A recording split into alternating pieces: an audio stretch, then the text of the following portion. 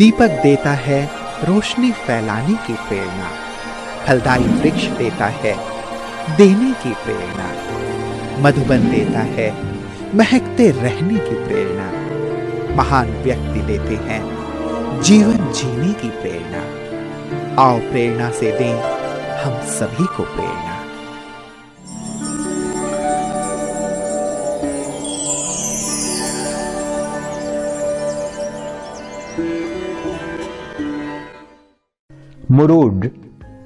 मुरूड ब्रह्मा कुमारी ईश्वरीय विश्वविद्यालय की मुख्य संचालिका है ब्रह्मा कुमारी प्रीति दीदी जी।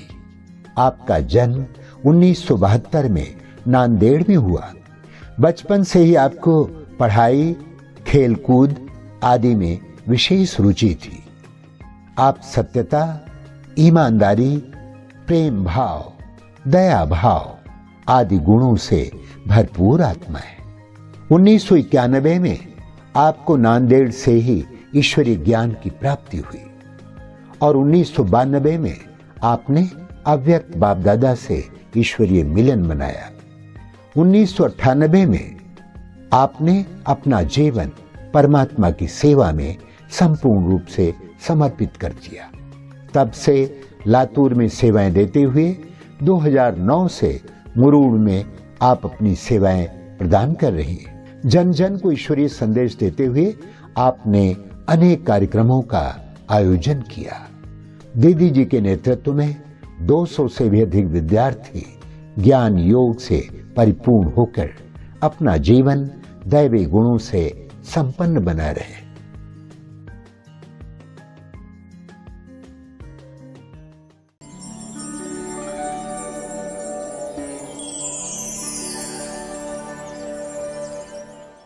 ओम शांति। मेरा लौकिक जन्म नांदेड़ के पास वसमत गांव है, उस वसमत में हुआ। मुझे छोटेपन से ही भक्ति का बहुत था और भक्ति घर में भी भक्ति के बहुत संस्कार थे।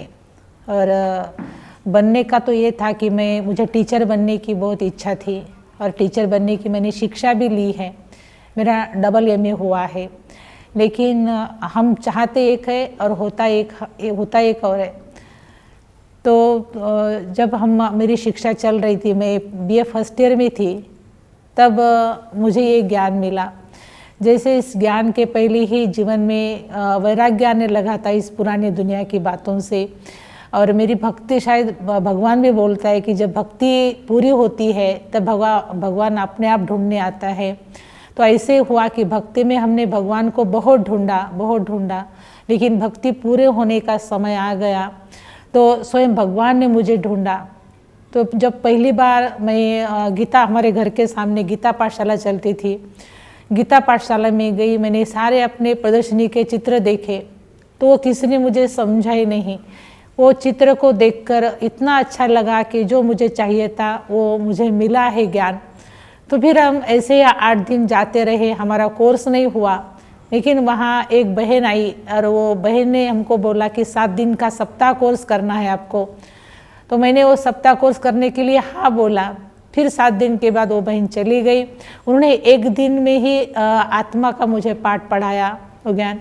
तो आत्मा का पाठ पढ़ने से मुझे अनुभव आया कि सच्चे अर्थ से अगर जीवन है, जीवन में ज्ञान है, तो ये आध्यात्मिक जीवन ही ये अच्छा जीवन बना सकता है। और ये ज्ञान लेने का मैंने फाइनल किया। फिर ऐसे करते करते हमारा छोटा सा गांव होने के कारण वहाँ सेंटर नहीं था, बहनें नहीं रहती थी। फिर सेंटर पे 10-15 लोग आते थे और सब सीनियर थे, लेकिन उनको मुरली पढ़ने के लिए नहीं कोई होता था। तो वो सब मुझे बोलते थे आप पढ़ी लिखी है, हमको सिर्फ मुरली पढ़ा के बताओ। तो मैं बोलती थी मुझे तो कुछ मालूम नहीं है, कोर्स भी नहीं हुआ है, मैं मुरली कैसे पढ़ूँ। तो वो मुझे बोलते थे कि आप कुमारी है, आप पढ़ सकती है। पता नहीं भगवान की क्या इच्छा थी, शिव बाबा की क्या इच्छा थी, उन्होंने मुझे 8 दिन में ही संगली पे बिठा दिया और मैं मुरली पढ़ने लगी। तो मुरली पढ़ते पढ़ते ही पर मुरली में ही मेरा कोर्स पूरा हो गया। उस दिन 91 में मैं ज्ञान में आई और जब मुझे ये पहली बार जो ज्ञान मिला तो वो दिन था शिवरात्रि का, वरना शिव बाबा के जन्मदिन का वो दिन था। उस दिन हम गए सेंटर पे जाने के बाद मुझे अनुभव हुआ कि हम बाकी भी हम इसके भक्ति के जो कार्यक्रम करते थे वो कितने अलग थे, और मैंने ये देखा जयंती का प्रोग्राम, तो मुझे सही में ऐसा अनुभव हुआ कि भगवान मेरे सामने ही है और वो शक्ति मेरे पास आ रही है और शक्ति मुझे कुछ बोल रही है, ये मुझे अनुभव हुआ पहली बार। इसलिए मेरा इस ज्ञान में बहुत निश्चय बढ़ने लगा, और बढ़ते बढ़ते फिर 1 साल हुआ ज्ञान में आके, और फिर सब मुझे बोलते थे कि खास भगवान सामने आता है, भगवान से मिलन बनाना होता है, परमात्मा मिलन होता है। तो सुनने के बाद इतना आश्चर्य लगा कि परमात्मा मिलन माना सामने होता है, फिर कहाँ होता है? तो उन्होंने बताया कि देखो माउंट आबू है, उसको मधुबन कहा जाता है। ये सुन के तो बहुत खुशी हुई, इतना उमंग उत्साह, ऐसे लग रहा था कि मेरे पैर धरती पर नहीं है, मैं कब जाऊँ मधुबन भगवान को मिलने के लिए।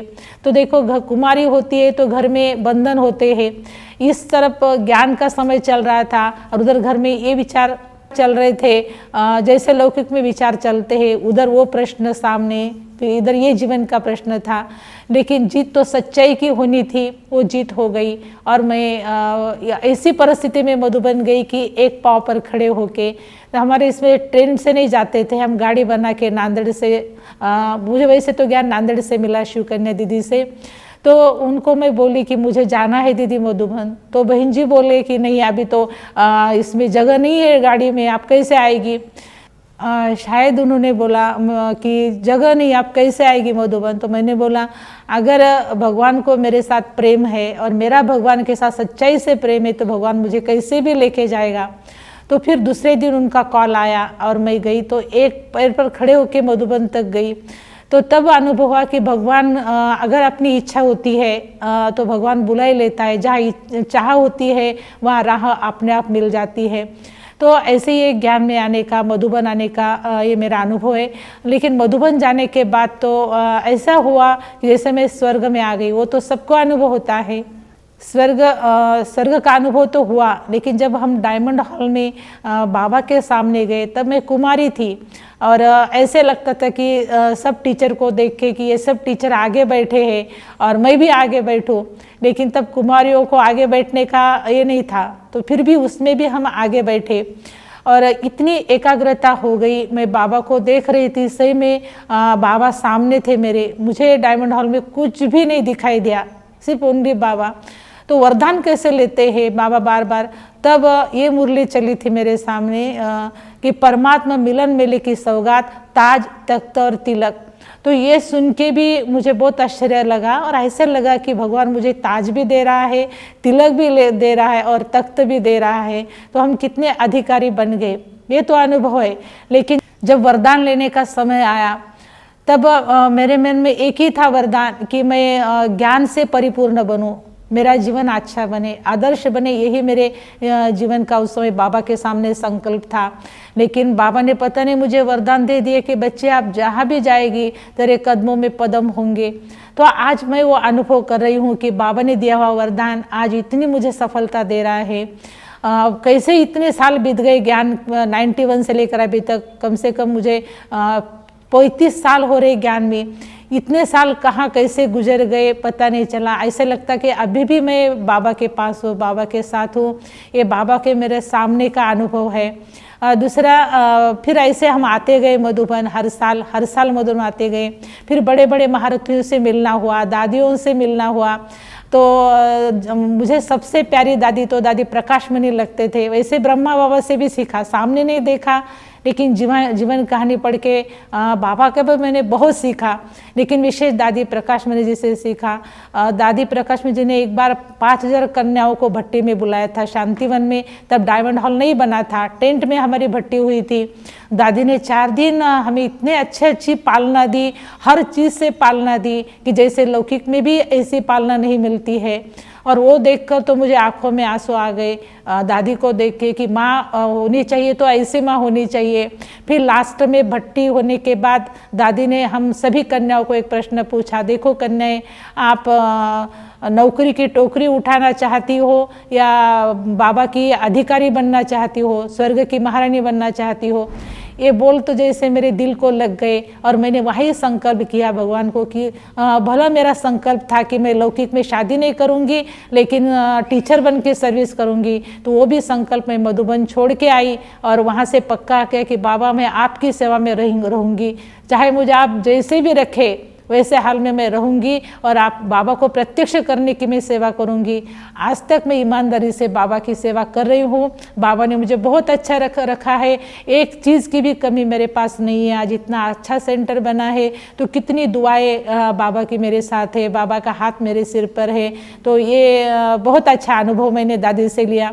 दूसरा, हम हर समय टीचर की भट्टी में जाते हैं तो मेरी प्रेरणादायक टीचर तो वैसे जिसे रोल मॉडल कहा जाता है तो मेरी आशा दीदी है। मुझे आशा दीदी का बहुत अच्छा लगता है, चाहे क्लास करते हैं, चाहे वो जीवन समझाते कि एक टीचर कैसे होनी चाहिए, एक टीचर के जीवन में क्या क्या होना चाहिए, हर साल सुनते हैं। तो वैसा हम प्रयास करते हैं दीदी के जैसा बनने का, आशा दीदी जैसे का बनने का। दूसरा, जानकी दादी से भी मैंने ये सीखा कि एक अनुभव मैंने सुना, दादी को फॉरेन जाना था और दादी की तबीयत ठीक नहीं थी और किसी दादी ने जाके ब्रह्मा बाबा को बोला कि देखो जानकी का तो तबीयत ठीक नहीं है और वो कैसे जाएगी बाबा। तो बाबा ने तुरंत उनको कहा कि जनक को बोलो कि इतने दिन का तेरा योग कहाँ गया है। तो ये शब्द सुनते ही दादी के शरीर में इतनी ताकत भर गई, इतना उमंग उत्साह आया, दादी वैसे उठ के फॉरेन सेवा के लिए चली गई। ये शब्द मुझे दादी के बार बार याद आते हैं। जब भी मेरे साथ कुछ ऐसा होता है तो उन शब्दों को मैं याद करती हूँ कि हाँ सही, हम इतने साल से ज्ञान में चल रहे तो हमारा योग कहाँ गया। वो योग की शक्ति मुझे अभी तक चला रही है। मेरे सामने कितनी भी परिस्थिति आने दो, बस मैं बाबा को संकल्प करती हूँ तो परिस्थिति कैसे आई कैसे चली गई मुझे समझ में नहीं आता। ऐसा कोई भी विघ्न मेरे सामने नहीं है और बाबा कभी विघ्न आने भी नहीं देता, क्योंकि इतना निश्चय मेरा बाबा के ऊपर है। और एक महत्व की बात यह है कि घर में रखा हुआ नाम मेरा मंगल है, लेकिन पता नहीं सेंटर पे आने के बाद बाबा ने ही बड़ों के द्वारा मेरा नाम चेंज किया, मेरा नाम प्रीति रखा। तो मुझे अंदर ऐसा लगता है कि मैं भगवान की रीत हर प्रकार से निभाती हूँ, इसलिए रीत निभाने वाली मैं प्रीति हूँ। मैं खुश हूँ कि भगवान ने मेरा नाम रखा। मेरा संकल्प है कि अंत तक मैं ऐसे ही बाबा की सेवा करती रहूं, बाबा को प्रत्यक्ष करूं, बाप समान बनने का मैं पुरुषार्थ करूं और वैसा मैं पुरुषार्थ करती हूं। तो जब बाबा के सेवा का मैंने संकल्प किया था, ऐसा चल रहा था कि मैं कहाँ जाऊँ, क्योंकि वसमत और नांदेड़ में ही हमारा बहुत नज़दीक 30 किलोमीटर का ही वो अंतर है। लेकिन मेरी इच्छा थी कि मुझे घर के पास रह के सेवा नहीं करनी है, बेहद में जाके सेवा करना है या अपने घर से दूर जाके। क्यों? क्योंकि मुझे नष्ट मोह बनने में थोड़ा सा कठिन लग रहा था। वहाँ सब इतना नज़दीक रहेंगे तो सब आएंगे मिलेंगे और मैं कर नहीं पाऊँगी, मेरा ध्यान बार बार लौकिक में जाएगा। तो ये भी आश्चर्य है, ये भी संकल्प बाबा ने पूरा किया। एक दिन ऐसे हुआ कि लातूर की दीदी को ही पता चला कि एक ऐसी कन्या है जो रहना चाहती है घर से दूर। तो फिर आदरणीय नंदा दीदी हमारे वसमत में आए। आने के बाद उन्होंने मुझे देखा और मुझे पूछा कि देख ऐसे ऐसे तुम आना चाहती हो क्या। तो तब घर में बंधन था, मैंने घर में किसका भी नहीं सुना और आदरणीय दीदी के साथ मैं लातूर चली आई। तो दीदी के साथ रहते हुए मुझे आज कम से कम 27 साल हो रहे। तो आदरणीय दीदी ने मुझे इतनी अच्छी पालना दी कि कभी लौकिक में जाने का मन ही नहीं हुआ। तो ऐसे सेवा चल रही। फिर उन्होंने मुझे हर प्रकार से सिखाया, जैसे एक माँ अपने बच्ची को सिखाती है। तो ऐसे उनके साथ अभी रहते रहते बहुत अच्छा जीवन बना है। उन्होंने मेरा जीवन बहुत अच्छा बनाया है। तो ऐसे हमारे आदरणीय दीदी का भी मेरे ऊपर बहुत प्यार भी है और उनका मेरे ऊपर बहुत विश्वास भी है। दीदी के अंदर शासन करने की कला बहुत अच्छी है। अगर कोई भूल होती है तो उसको समझाने की भी कला बहुत अच्छी है। दीदी का ज़्यादा इंटरेस्ट जो है स्वच्छता में बहुत है, उनको स्वच्छता बहुत अच्छी लगती है, वो हमको भी सिखाते हैं। और इतना ये नहीं, अगर हमें हमारी तबीयत कभी बिगड़ जाती है तो कभी ऐसे रोकेंगे टोकेंगे नहीं, बहुत अच्छी तरह से हमारी सेवा भी करते हैं। हमको जो चीज़ जिस समय पर चाहिए वो हमें समय पर देते हैं। और उनका स्वभाव जो है बहुत प्यार भरा स्वभाव है। उनके अंदर गुस्सा कभी आता ही नहीं है, वो हमारे ऊपर कभी गुस्सा नहीं करते हैं। खास मेरे ऊपर तो नहीं है, विशेष प्यार है उनका मेरे ऊपर, तो वो प्यार के कारण ही हम इस ज्ञान के जीवन में आगे बढ़ रहे हैं। ऐसे हमारे दीदी हैं।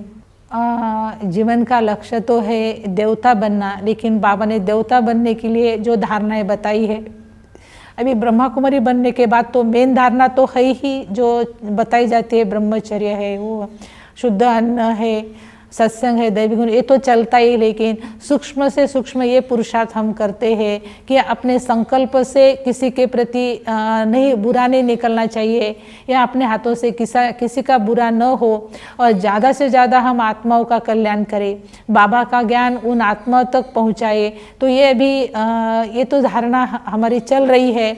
और दूसरी ये है कि जितना बाबा ने ब्रह्मा बाबा के जीवन में जैसे 10 कदम थे, 10 कदम के कारण ब्रह्मा बाबा ने अपना जीवन फरिश्ता स्वरूप बनाया, तो अभी हम भी वही करें कि अपने जीवन में बाबा के 10 कदम धारण करें और फरिश्ता बने। तो ये धारणा हमारी चल रही है। वर्तमान समय पुरुषार्थ की ज़्यादा से ज़्यादा योग के ऊपर ही हम ध्यान दे रहे हैं। ज्ञान तो पूरा समझ में आ गया, क्योंकि योग ही स्थिति बनाने वाली है, योग ही संपन्न बनाने वाली है। सभी जो हमारे ब्राह्मण परिवार के माताएं भाई हैं, उनके लिए मैं ये कहूँगी, मेरा शुभ संकल्प ये है कि जैसे बाबा शिक्षा दे रहा है, अगर वो शिक्षा को हम धारण करते हुए बाबा के श्रीमत पर चलते रहेंगे तो निश्चित ही हमारा जीवन बाप समान बनेगा। तो मैं उनके लिए शुभ संकल्प देती हूँ कि वो रेगुलर क्लास में आए, अपनी योग से अपनी स्थिति बनाए, ज्ञान को समझे और औरों को भी ज्ञान देकर उनको बाबा का बनाए, बाबा के पास लेके आए, तो इससे ही उनका कल्याण होगा।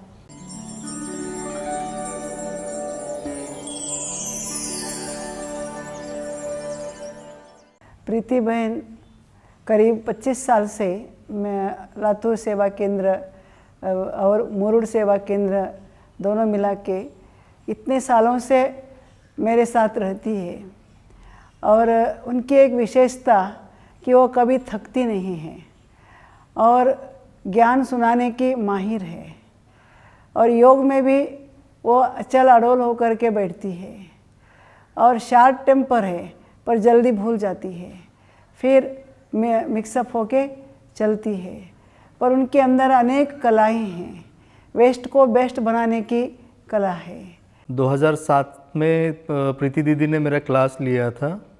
उस क्लास के हिसाब से श्रीमत पर कैसे चलना है, बाबा को किस तरह से याद में रखना है, हर चीज़ करते हुए ये दीदी ने बहुत अच्छी तरह से मतलब बार बार वो याद दिलाते हैं इस प्रकार से कि बाबा को हर चीज़ में याद करना है। मेरा प्रीति दीदी के साथ में पिछले 15 से 20 साल से मिलना हुआ है।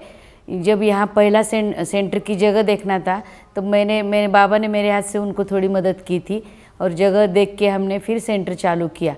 दीदी से हमें ये सीखना पड़ रहा है कि जीवन में कैसे जीना, अपने कर्म में कैसे बाबा को कंटिन्यूसली याद करना, और बाबा अपने साथ कैसे रहते हैं, ये हमने सब दीदी के माध्यम से सीखा है। जो सोच समझ के नाम रखा है प्रीति बहन जी का, वो बहुत ही बढ़िया है।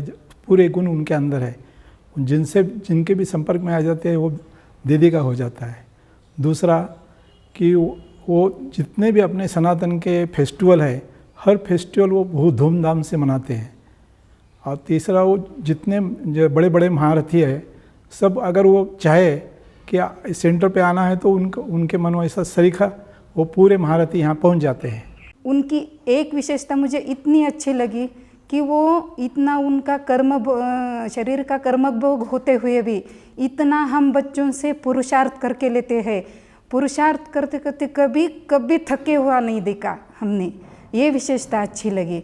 और दूसरी बात, उनसे मैंने हर परिस्थिति में अगर कोई परिस्थिति आ गई तो उनका हल भी सुनाते थे। वो कैसे रहना, सच्चे जीवन कैसे जीना, वो तो बाबा ने सिखाया, लेकिन उस पर चलना ये प्रीति दीदी ने सिखाया।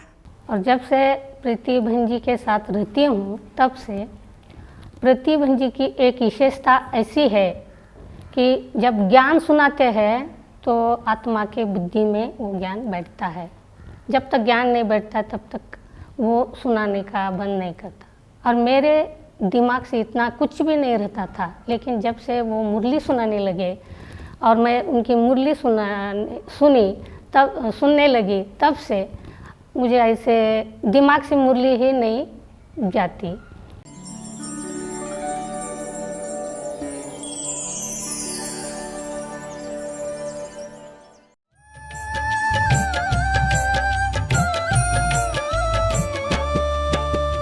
जिंदगी हमारी प्रभु आपका प्रसाद है। जिंदगी हमारी प्रभु आपका प्रसाद है। सानिध्य से ही आपके, सानिध्य से ही आपके हर पल आबाद है। जिंदगी हमारी प्रभु आपका प्रसाद है। जिंदगी हमारी प्रभु आपका प्रसाद है।